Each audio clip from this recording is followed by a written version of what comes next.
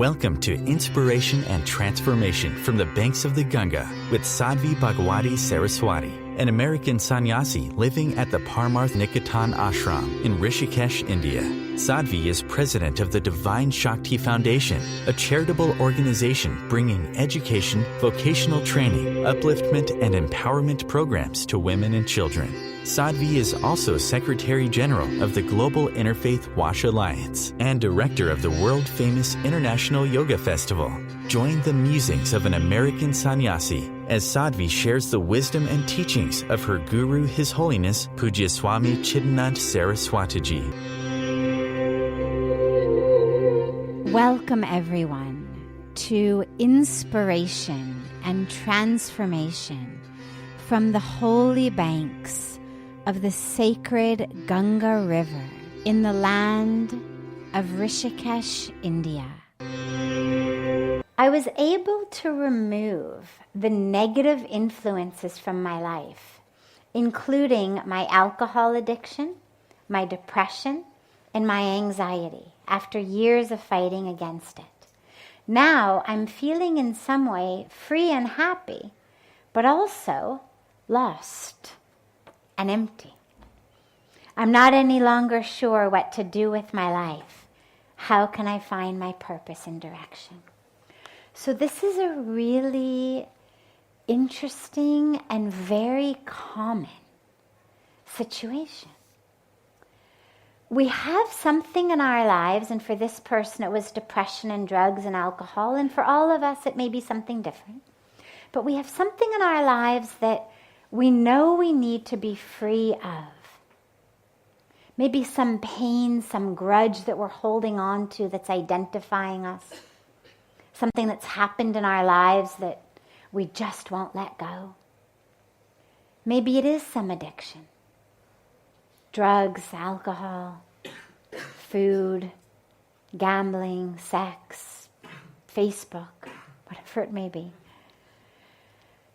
It is. It's not so much an addiction to Facebook itself, but it's an addiction to distraction, which is actually a very, very deep and profound addiction that so many people have. Many struggle with depression, many struggle with anxiety. But here's what's interesting. We know we need to be free of it because we know it's causing us to suffer. We know that it's keeping us from living as the truth of who we are. And yet, there are these two sides of dilemma. Side number one, I know that I should give it up, but I find that I can't. Which after some time you realize is because on a deep level, I guess I don't want to. When you try to give something up enough times and you can't, at some point you have to really get honest and say, why don't I want to? What is it in me that is struggling against the part of me that is trying to free myself of this suffering? Because clearly there's a tug of war inside.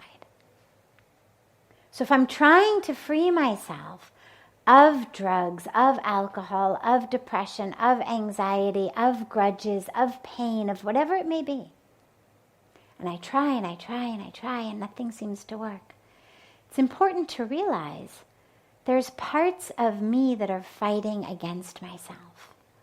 There's parts of me that are actually holding on to that.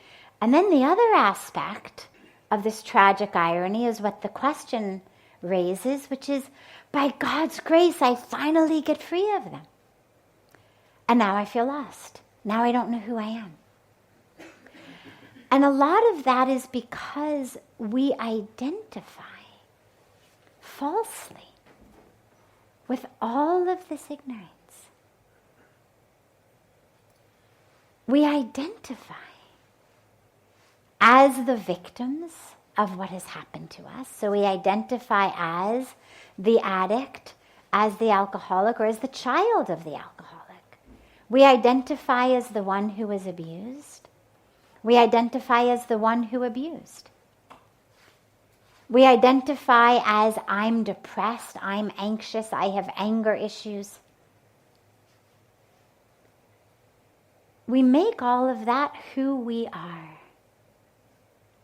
And so when it comes to letting it go, the dilemma becomes, well, then who will I be? And that's very scary.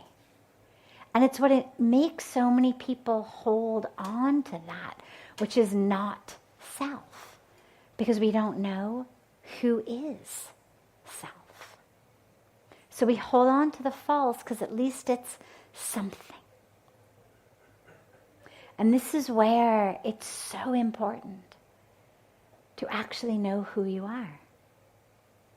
This is where we dive and delve in a meditative spiritual path to experience who we are.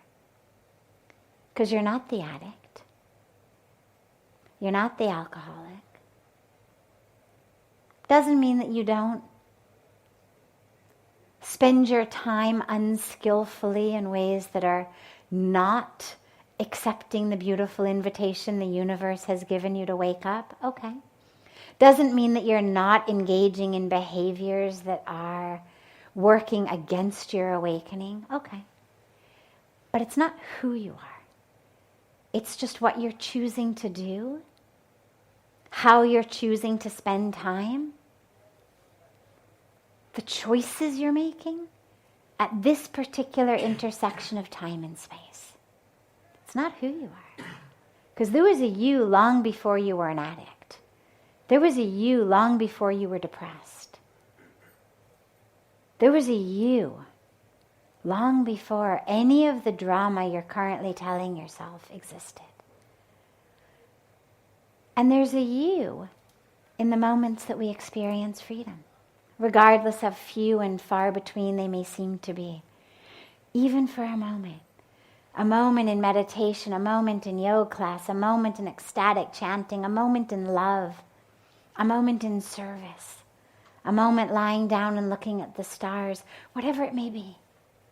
There's a moment that even those of us in the throes of addiction, nonetheless, you experience it. Throes of depression, throes of anxiety, throes of misery. Nonetheless, there are these periodic moments of your true self saying, I'm still here. I'm still here. The universe saying, I'm still here. I'm still here. Haven't forgotten about you. Come back. Come back. And so in those moments, when you're not using, not engaged in the addiction, not depressed, not anxious, not distracting yourself, not in the grudge, not in that false identity, well, you're still there. Which means all of those things are not who you are. And this is what a spiritual practice gives us, is the opportunity to actually experience who we are. It's like my favorite story of this temple in, I think it was Cambodia. I can never remember. It was either Cambodia or Thailand, where for years and years, hundreds of years, they had been worshipping this clay Buddha. And one day the monks in the temple of the clay Buddha are cleaning the Buddha. And suddenly something starts to shine from within it. They think that's weird, and so they start to clean it a little more, and something shines from inside it. The more they clean, the more it's shining. And they realize that there's this crack in the clay and it's shining from within. And so they slowly, because it's their Buddha, but very slowly, very carefully, start to see what's in that crack. And they realize it's gold. And so slowly, they remove the clay and uncover this golden Buddha. And they then found out, the story is that when the invaders had come and were looting and destroying all of the gold,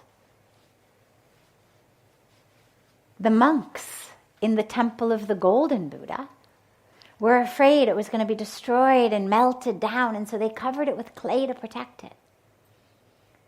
And the good news was the Buddha survived. The bad news was the monks didn't. So nobody knew that actually in this clay Buddha was a gold Buddha. And what I love about that story is it's such a beautiful metaphor for our lives. Because we live as clay, searching for gold.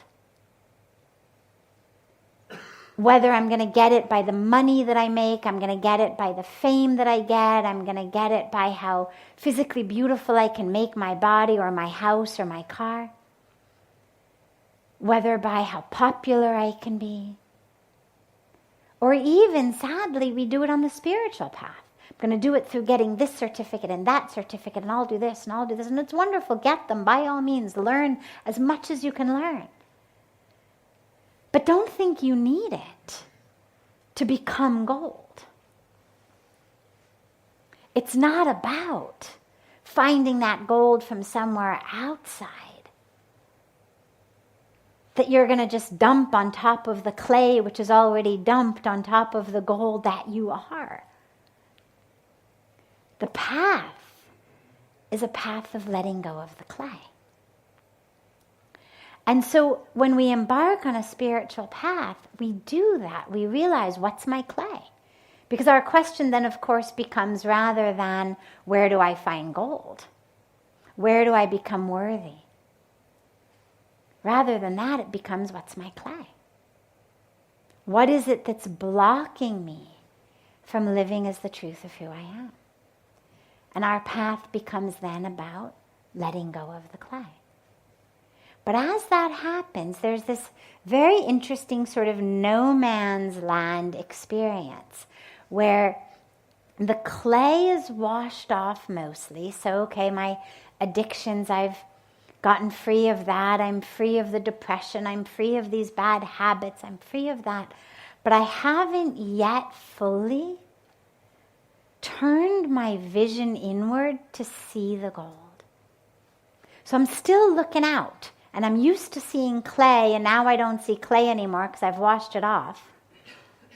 But I haven't yet learned to turn my vision inward and see gold. And so I look out and I see nothing. And I feel like, oh my God, who am I? What am I going to do? What am I going to think about? What are my values? And we start to try to recreate an identity. When really all you have to do is turn the focus in and realize the gold. And there's nothing wrong, by the way, with an identity. But try to make it as true as possible. Try to make it as much in alignment with the truth of who you are. So who you are is spirit, soul, consciousness, love, truth. All of that you are when you can quiet that which you're not. And it seems for that brief moment like, oh my God, there's nothing, who am I? But if you allow yourself to sit there long enough, if you allow yourself to sit there in that space, what you find is actually that beautiful experience of the self. Here we'll do a little exercise. So there's this camera that's kind of in the middle of the room. We'll call it the middle of the room.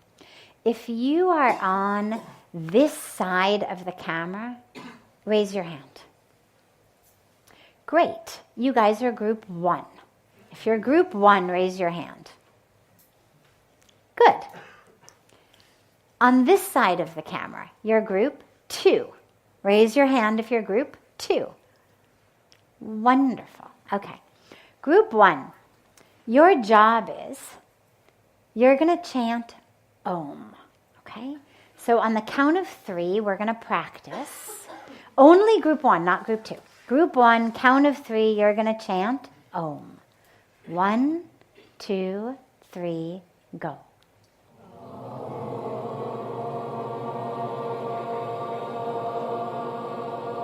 Wonderful. Stop.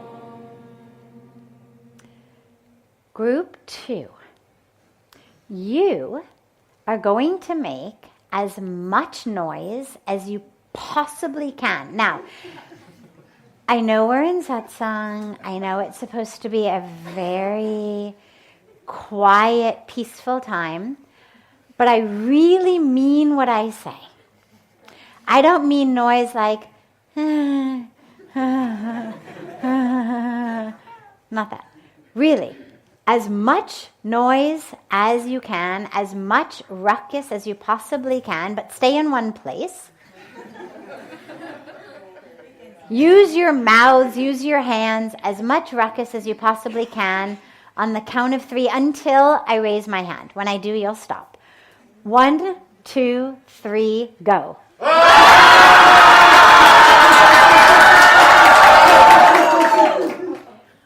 First try. Great. Usually you have to really make people understand. No, I really mean ruckus. Okay. Now, on the count of 3, both groups are going to go together. And then when I raise my hand on your side, it means your side becomes quiet. Okay? And the other side, of course, keeps going. So count of 3, everybody together until my hand is on your side, at which point your side becomes quiet. 1, 2, 3, go.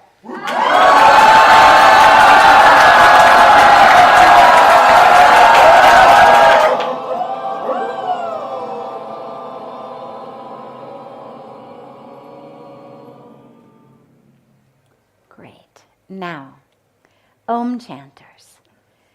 Did you start only when the ruckus stopped, or you were going the whole time? You sure? Couldn't hear anything. Anybody hear that? I love this demonstration because in 2 minutes it clarifies the problem and the solution of so much of what is wrong in our lives. This is what we're looking for. Whether you call it Om, whether you call it peace, whether you call it joy, whether you call it light or gold or connection or awakening, whatever you call it, this is what we are looking for as our internal experience, right? Who wouldn't want that to be the sound of their mind all the time? This is what most of our experience feels like. What most of us then try to do, living in this experience, is go out and find ourselves some Om. So we're going to go out and we're going to search for peace, we're going to search for joy, we're going to search for spiritual connection. But we haven't done anything about this ruckus. And what this demonstration makes so clear is you can have all the Om you want. But until this becomes quiet, you can't hear it. And once this becomes quiet, miraculously, you no longer have to go out and search anywhere because it's already there. And so whether we are talking about quieting our minds or aspects of our identity, this is what most of our felt sense experience in life is.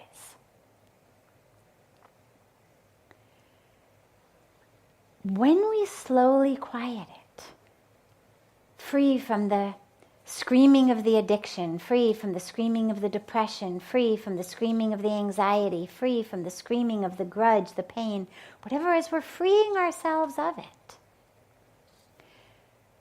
There's that moment before we are able to turn inward and actually hear this Om. Our eardrums have also become accustomed to this volume, and it takes a moment, a metaphoric moment, for us to literally recalibrate inside to this new normal. And yeah, for a while it seems empty, boring, lost. Who am I? Where's my noise? Where's my ruckus? What am I supposed to think about? Like there was always something going on, now there's nothing going on. But if we allow ourselves to just stay with it for a few breaths, suddenly our ears become more accustomed. It's like when you walk into the dark after you've been in the light. It takes the eyes a few moments to adjust. First it's pitch black, you can't see anything. Then suddenly in 30 seconds, a minute, you find you can actually see almost everything. Same way. Our inner calibration adjusts. And then we realize, oh my God, how did I ever live with this ruckus? But you have to take that leap of faith, knowing I'm going to clear this out of my life because I know this exists. For a lot of people, the fear is, well, yeah, I know this is hell, but if I get rid of it, who am I going to be? What am I going to think about? What am I going to do? What will my identity be? And so the leap of faith is, beneath this is this. And if I can quiet this, if I can free myself of this, if I can free myself of that false identification,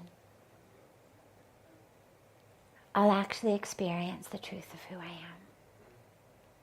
And that's what we're here for. So, in that moment, allow yourself. Don't worry if you don't know who you are. Knowing who you're not is actually what's most important. You know, one of the metaphors that we use is this peeling of an onion. So you peel layers. It's a beautiful meditation practice called neti neti, not this, not that. So we peel layers. I'm not my clothes. I'm not my skin. I'm not my blood. I'm not my bones. I'm not my organs. I'm not my thoughts.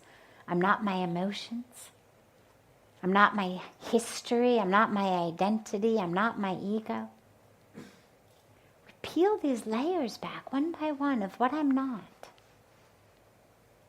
And then you get to that beautiful space when the layers of the onion have all been peeled back. And there's nothing left to say, I am not that. And then there's that beautiful experience of just isness. And there may not be a name for it, there may not be a label for it, it may not fit into a box. Yet, that experience does tend to inspire poetry and whatnot, so eventually, don't worry, you'll find some way of sharing it. You're listening to OTR-FM, part of the IOM radio network. Being a radio host on IOM FM allows you to build your show on a rich platform with the power of the internet to fulfill your outreach goals and connect with a very specialized and global online audience, unlimited by time and distance. OMTimes Radio will provide you with web relevance, a recognizable conscious brand, and with the standard of excellence that has accompanied every single Circle of Hearts Radio is a sanctuary on the airwaves. Join me, Grandmother Alaya, in the circle on Sunday, 2 p.m. Eastern as I share information to both enlighten and nourish your soul. Hi, this is Christina Ricci with RAIN. Every 2 minutes, another American is sexually assaulted. If you or someone you know has been sexually assaulted, you are not alone. Help is just a call or click away through the National Sexual Assault Hotline. Please call 1-800-656-HOPE, that's HOPE, or visit RAIN.org, that's RAINN.org. Brought to you by RAIN and this station. Welcome back to Inspiration and Transformation. I'm so glad to have you all back here with me. When co-creating our lives with the universe, how do we know what's our responsibility and what we can leave up to the universe?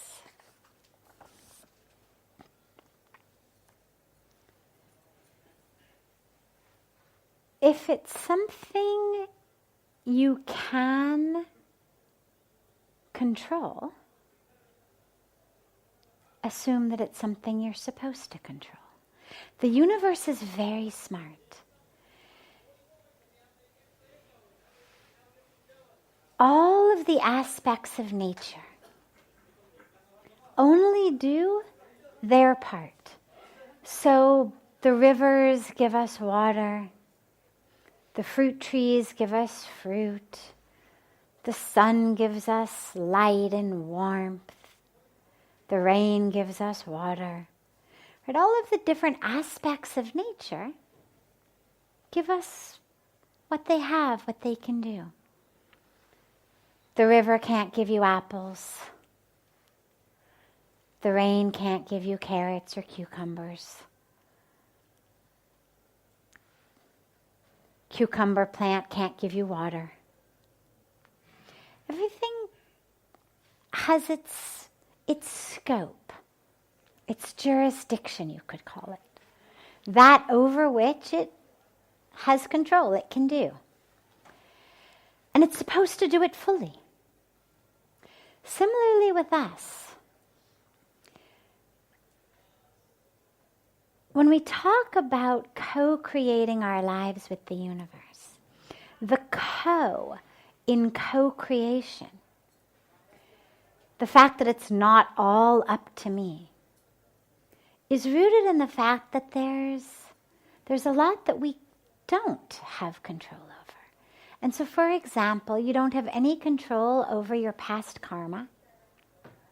You cannot rewind history. You cannot undo what you've done in the past. You have no control over that. It is what it is. Number two, you have no control over the laws of nature. No matter how much you want to fly, this law of gravity is just going to keep you anchored to the earth. You walk off a building, you're going to fall down. No amount of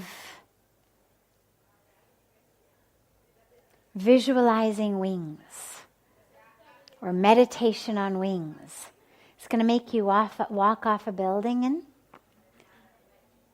fly across your garden. You're going to fall. Laws of gravity. The end of the summer. You can scream and yell all you want as kids, oh my God, when the summer was ending and it was school. It was like, no, no, no, no. But of course, the autumn doesn't listen to school kids yelling, no, no, no. It comes. You can wear your bikini into December, but the snow is still going to fall. The universe is not going to say, oh, well, she's still in a bikini, so I guess we have to hold off that snowstorm until she agrees that it's okay for winter to arise. Laws of nature. The only thing that'll happen with you continuing to wear your bikini into December is you'll get pneumonia if you live somewhere it snows. So that co-create understands there's a lot we don't have control over. We also don't have control over anyone else's actions, anyone else's thoughts, anyone else's karmic package, no matter how much we want to control others. Even from the most benevolent, well-meaning, because of course we always think we're a well-meaning place. Nobody ever says, well, it's just my ego that really wants you to act a certain way. We always tell ourselves, it's because it's the right way. It's because I want this for you. It's for the benefit of you. But even in situations where it is, you still can't control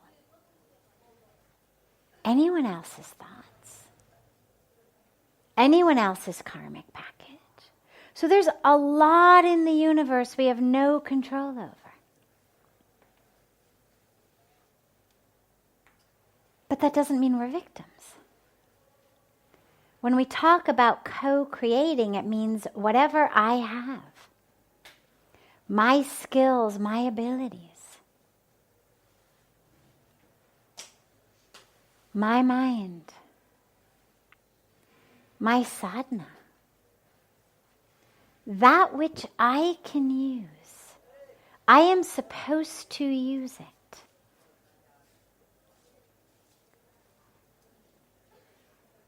Everything that we can make happen is our responsibility. So that's how you know. Somebody falls down in front of you. Somebody you don't know, you're walking down the street, somebody falls. Well, you could say you had no control over it. You didn't touch the guy, automatically he fell, he tripped, whatever, you don't even know him. Okay. But you can reach down and give a hand and help him up. Changing his karmic package that brought him to that moment, preventing him from falling, which you didn't have any way of knowing, not in your hands. But helping him up once he has fallen, well, we have that capacity. That means it's our responsibility. Sometimes people come and say to Puja Swamiji, you know, why do you worry so much about helping poor people or helping homeless people or helping children or helping all these people? Why do you worry so much? I mean, it's just their karma to be like that, isn't it? And he always says, it absolutely may be their karma to be poor or to be sick or to be orphaned or to be the victims of a natural disaster. But it's our karma, our karmic package, that we've been given the ability to help them, and it is our dharma to do so. And so that's really how you know. It's a very simple measuring stick. Do I have the ability? Do I have the capacity? Do I have any control? Is there anything I can do about that situation? If yes, you're supposed to do it. Not with a sense of I'm here to fix it. Not in a sense of it's a problem, I'm the solution. But with simply the awareness that we are all threads in a tapestry of life. And our thread weaves in and through and intersects with so many of the other threads. And you pull one thread, and a lot of the tapestry starts to unravel. You pull one thread, and maybe from far away you can't tell, but you get close enough, and you can see. So whatever we have the ability to do, we are supposed to. There's a beautiful teaching that says the only thing missing from any situation is what you are not giving to that situation. And so if there's a situation that you're in that makes you feel like something is missing, ask yourself, what is it I'm not giving to that situation? So we do what we can do, and then again, as Puja Swamiji says so beautifully, he says we do our best, and then we leave the rest to God. Because the outcome is never in our hands. You can plant the seed, you can water it, you can shine the sun on it, you can do everything. But the outcome is not in our hands. I can help the guy up. And as soon as he turns a corner and I turn a different corner, he can fall again. I don't have control over that. I can plant the seed. I can't make it sprout. So we do whatever we have the capacity to do, whatever we have the ability to do, with an awareness That's what we're here for. We're here to serve as vessels, vehicles of the divine flow. As the river bed is the land through which Ganga flows, so that she can irrigate everybody's farms and lives, so we are that vessel, that vehicle, that tool, that riverbed, whatever metaphor, analogy works for you. We are that through which that divine flow flows. And a riverbed that's full of rocks or full of silt doesn't make a very good riverbed for a river to flow through. It's already full. And so for us, the goal becomes, how do I make myself the best tool I can be? And that becomes our task. So, I frequently talk about the microphone and how the microphone is just a tool. I'm speaking. The microphone is neither the one who's giving a great talk or a horrible talk, neither the one who should stand up and take a bow at the end, that it was so great, or the one who should feel like, oh my God, I can't believe I said that. The mic understands it's just a tool. But in the same way, we are all tools of that divine. And so just as ridiculous as it would be for the mic to think, oh, I gave a great talk, or oh, that was a horrible talk, or either way, in the same way, it's just as ridiculous for any of us speaking into mics to think that, because we are also just tools. And it matters what type of tool you are. With this little one, you can't tell so well, but the mics that they were using for Kirtan, normal mics, you could have a fantastic mic. You could have a beautiful, expensive, top-of-the-line mic. But if you leave it out in the rain, in the dust storm, and it gets full of water and dirt and dust, regardless of how top quality the mic may be, regardless of how brilliant the speaker may be, the mic's not going to be able to do its job because it's waterlogged. It's full of dust. And so you could say the mic's only responsibility is to make sure two things. Number one, it's clear and it's clean. And number two, that it's plugged in. And in the same way, that's what our responsibility is. Only two things.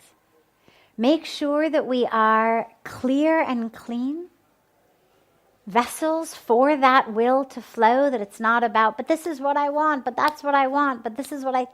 No. Let thy will be done.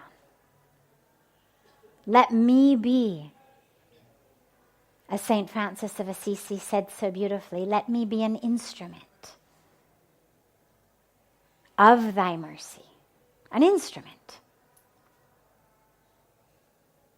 An instrument of mercy. And let's make sure we're plugged in. Because no matter how beautiful or expensive or high quality the mic, even if it's clean and pure and empty, if it's not plugged in, even these wireless ones are plugged in somewhere. Like it's wireless here, but it's plugged in back there. It's getting its electricity. It's got to be plugged in. And in the same way for us, if we're not connected to the divine, to that source, everything else is connected to a power socket. It's getting its electricity from the power grid, the powerhouse. Well, in the same way, we need to make sure we're connected. to the divine, whatever that means for us. There's no right way or wrong way. Whatever that means for us, whatever that source of divine flow is in our lives, we have to make sure we're connected to it. Because none of us can do or be anything in a vacuum. We're connected. We're connected to the universe. And so we have to stay connected with an awareness of connection. If we do those two things, and all of that we have the ability to do, the universe will take care of the rest. The universe knows what it's supposed to do. We just need to take care of what we're supposed to do. This is OTR-FM, part of the IOM radio network. OMTimes magazine is one of the leading online content providers of positivity, wellness, and personal empowerment. A philanthropic organization, their net proceeds are funneled to support worldwide charity initiatives via Humanity Healing International. Through their commitment to creating community and providing conscious content, they aspire to uplift humanity on a global scale. OMTimes, co-creating a more conscious lifestyle. Do you have time to read that inspiring book or that blog post you've been meaning to get to? In your busy world, how do you improve yourself and keep your life going? I'm Lisa Kay, and my Between Heaven and Earth radio show can transform your life just by listening. Be uplifted with inspiring topics, positive stories, and ideas that really work. Between Heaven and Earth radio is conscious living for your soul, every Wednesday at 4 p.m. Eastern Time. Like Baldwin with People for the Ethical Treatment of Animals. I grew up loving circuses and other traveling animal shows, but it never occurred to me what life might be like for the animals. Training wild animals to do things they don't understand takes force. Routine discipline with a hook or whip with the heel of a boot shows the animal exactly who's the boss. Don't patronize animal acts. Please contact People for the Ethical Treatment of Animals. 757-622-PETA. Welcome back. This is Sadhvi Bhagawati Saraswati with inspiration and transformation. In India, we have the lotus flower as this beautiful symbol. There's a reason that it is used as the symbol all over of the spirituality of India. Because the lotus flower grows in the dirt, in the mud, in the muck. But it stays beautiful. It stays white, it stays clean. So it's in the muck, but not mucky. Doesn't drown in it. Doesn't even get impacted by it. And so when we speak about being in the world, what it means is being anchored, being grounded within yourself, within the divinity of who you are, as you move through the world. So think about that lotus. It's not about getting the values or the ethics or the stress or the craziness or the drama of the world on you. You stay anchored in your own truth, your own roots. But you move through the world. You don't shy away from the muck. You don't worry it's going to make me dirty. You realize this is the world I'm moving through. But who you are moving through it, it's not just about how quickly can I get through it and not get dirty. It's how can I, as I move through it, transform it. Because energetically you are making a difference. And yeah, there's a lot of games going on. There's a lot of nonsense going on.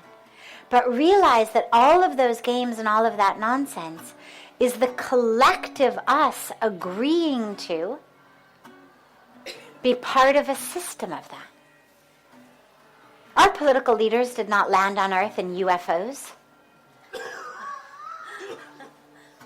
I mean, we speak about them as though it were the other they somehow, as though multinationals, the corporate world, the political world, as though somehow it's this army of aliens who landed in UFOs and have tied us up and taken over our planet.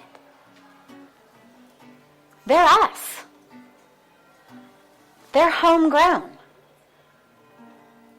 They are that which has been created out of the soil that each one of us is a part of. Which means that as long as we keep othering them,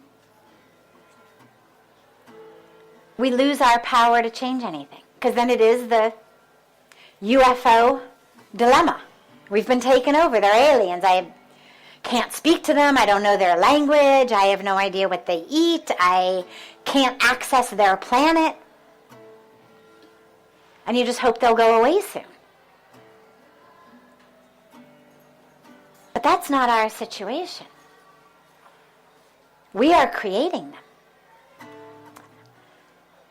Our fear and our anger is what actually is creating these leaders we are electing.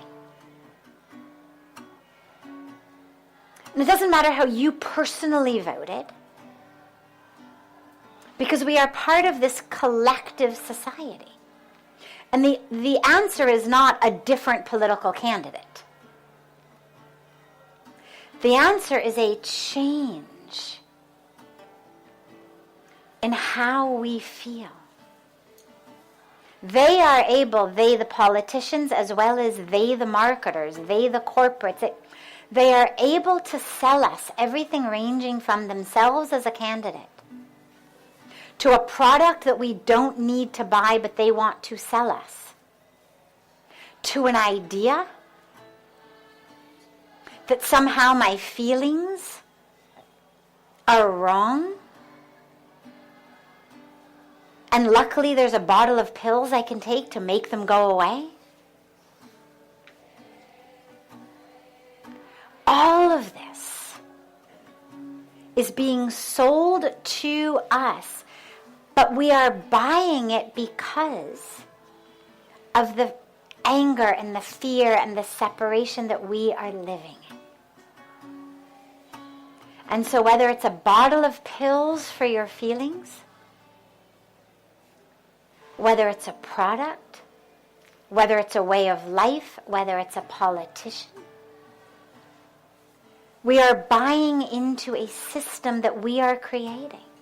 And the question for every one of us is, what system do we want to create? And realize we are the answer. Every one of us is the answer.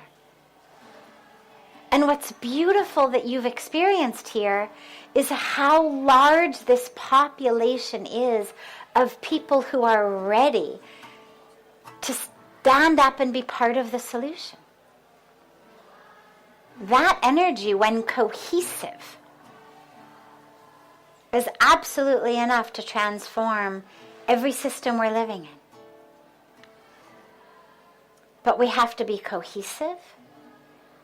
And we have to be courageous. Because it's not easy. A revolution was never easy. Paradigm shifts are never easy. Whoever stood up and said, having African Americans as slaves is wrong. I mean, whoever the very first person was who said, this is a wrong system, something needs to be done, took courage. But that truth was a magnet. And slowly, not even that slowly, it became a movement.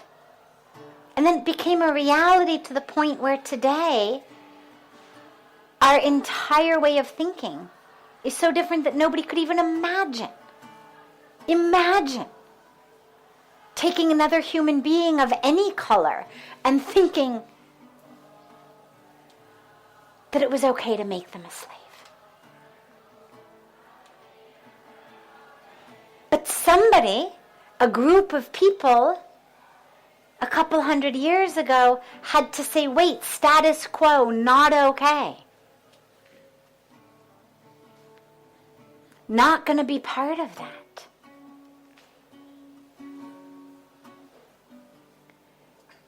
Every revolution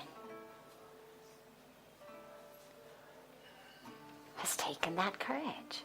For Mahatma Gandhi to stand there with no weapons, facing an army of British soldiers with guns, knowing that he stood for a shift that needed to take place, that was ready to take place, that was already happening, to courage. And that is what every one of us is being called upon to do today. The tragedy today is that we are lulled into believing that posting on Facebook counts as a revolution. That somehow we've done our part because we've posted or shared something or have, signed an online petition. And those are great because it's important that people know, yeah, we're all with you. So I'm not against those. But it's also essential that we move through the world as that. This is not a revolution about guns. It's not a revolution about war. It's not a revolution about that type of action. It's a revolution of every one of us realizing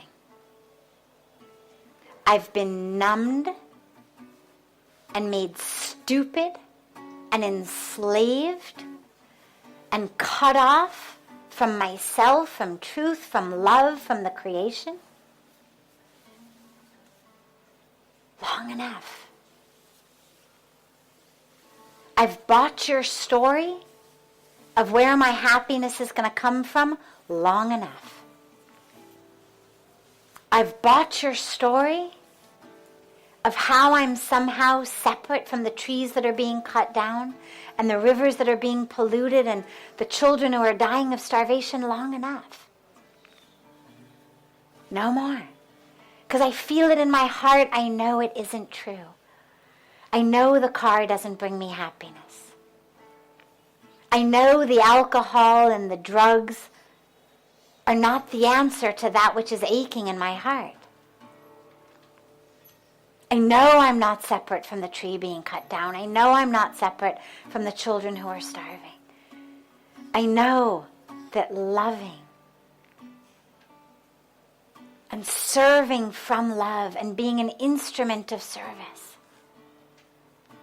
and allowing the divine to flow through me, I know that fills me with greater joy than all the shopping therapy in the world.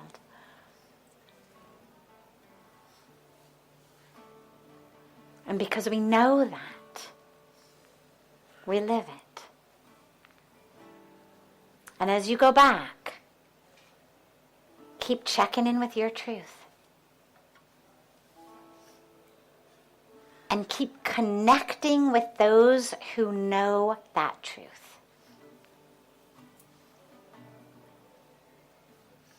And live it, and spread it, and be it. And what you will find is, you are a magnet.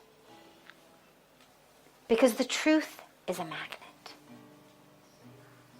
And that magnet is already becoming a movement.